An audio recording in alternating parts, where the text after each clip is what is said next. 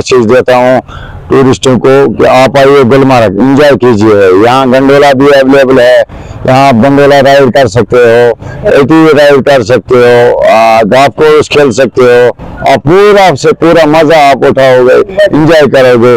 हम सबसे पहले ड्रंग की बात करें, आप ड्रंग में देखिए कितना मजा है। आप आइए ड्रंग वाटरफॉल देखो। और गुलमर्ग, अगर आप गुलमर्ग की बात करेंगे तो गुलमर्ग देखो, गोल्फ खेलो, गंडोला राइड करो और एटीवी राइड करो और मजा देखो।